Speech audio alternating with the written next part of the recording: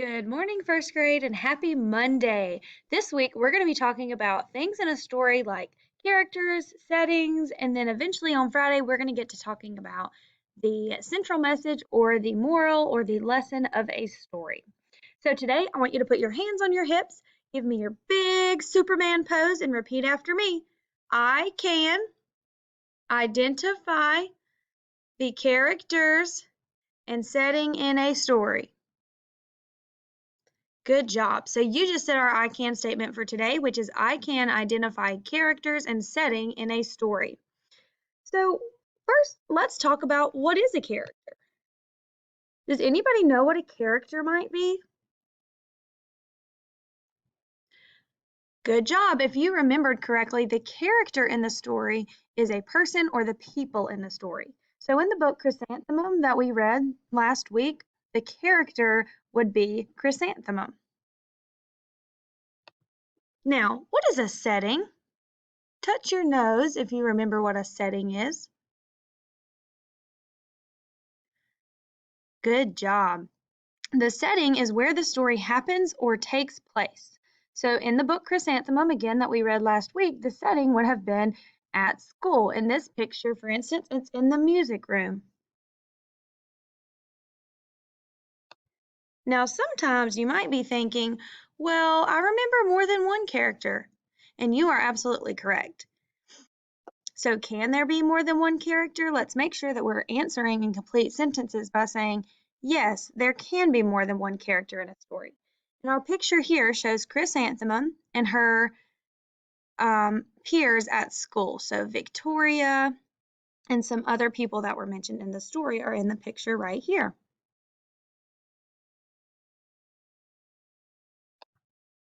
You also might be thinking, can there be more than one setting? If I answer in a complete sentence, I can say, yes, there is more than one setting in the story. We see in this picture here that Chrysanthemum is at her house when she was upset and talking to her parents. But then we also see on this picture Chrysanthemum at school. So yes, there can definitely be more than one setting. Today we are going to listen to a story called Stand Tall, Molly Lou Mellon, and then identify the characters and setting in this story. Let's listen.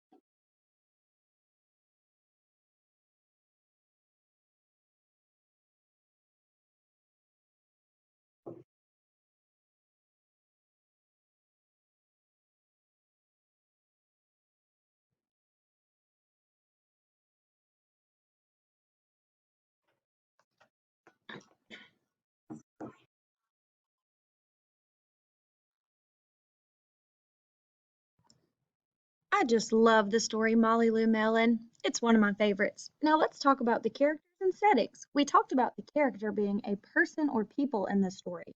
So tell me, who is the character in Molly Lou Melon? You're right, it is Molly Lou. Good job. Now, we did talk about there being more than one characters. Was there more than one character in this story? There was. If you said yes, good job. Some of the other characters were Molly Lou Melon's grandmas and Ronald, the one who was making fun of her. Now, let's talk about setting. What was the setting of this story? You might think the setting was at school in this story, and you are correct. However, there are also other settings in the story, like this picture here, where she was playing in her living room. So just remember, there can be more than one character and there can be more than one setting. A lot of the times, the main character in the story is the person who is either telling the story or who is talked about on every page. So, for instance, in this book, Stand Tall, Molly Lou Melon was the main character, and her grandma and Ronald were just other characters in the story. So, for your assignment today, you will see this on your pathway, and what you are going to do is drag pictures that are on the side to the correct place. So, for instance, you may see now that I have pictures of settings and characters from books that we have read, Chrysanthemum and Molly Lou Melon. So you're going to click those pictures and drag them to either the setting box or the character box. You will find that on your pathway. I believe it's the slide underneath your pathway. Thanks for joining me. See you guys tomorrow.